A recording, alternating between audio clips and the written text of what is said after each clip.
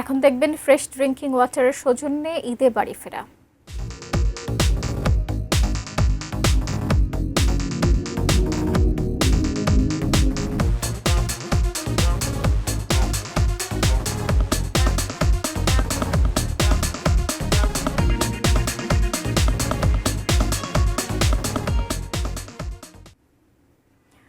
ঈদের ছুটি শেষ না হতেই আবারও কর্মব্যস্ত জীবনে ফিরতে শুরু করেছেন মানুষ। সকাল থেকেই ঢাকা সিলেট মহাসড়কে দেখা যাচ্ছে কর্মস্থলমুখী যাত্রীদের চাপ বাড়ছে, যানবাহনের সংখ্যা।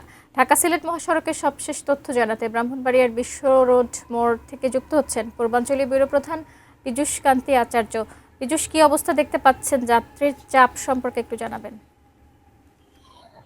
ধন্যবাদ শাকিলা। আপনি জানেন যে ঢাকা সিলেট মহাসড়কের এই বিশ্ব রোড মোড় একটি খুবই ব্যস্ত মোড়, এবং সেখান এই মোড়টি থেকে কিন্তু একদিকে বৃহত্তর সিলেটের 4টি জেলা, অর্থাৎ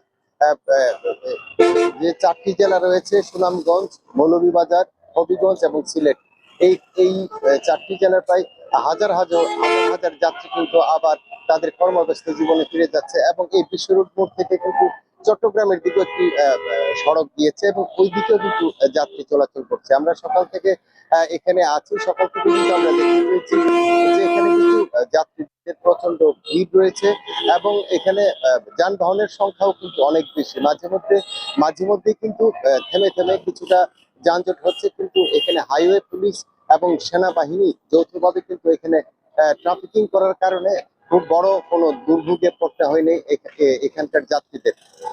আরেকটি বিষয় হচ্ছে যে এখানে যে যাত্রীরা রয়েছে তাদের অনেকের সাথে কথা বলেছি, তারা বলেছে অন্যান্য বছরের তুলনায় এবার কিন্তু অনেকটা স্বস্তিতে তারা বাড়িতে ফিরেছেন এবং বাড়ি থেকে আবার তাদের কর্মস্থলে ফিরছেন।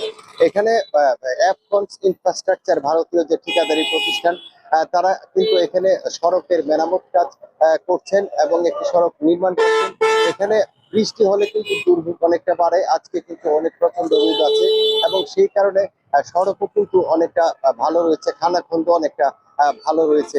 এবং পুলিশি তৎপরতা এবং সেনাবাহিনীর যে এখানে তৎপরতা ছিল, এই তৎপরতার কারণে কিন্তু অনেকটা নির্বিঘ্নেই বাড়িতে যে আনন্দঘন পরিবেশ ছেড়ে যে কর্মস্থলে যাচ্ছে তারা কিন্তু আবার কর্মস্থলে ফিরে যাচ্ছে। তো শাকিলা, এই ছিল আমার কাছে ঢাকা সিলেট মহাসড়কের বাড়ি ফেরার যে সর্বশেষ তথ্য।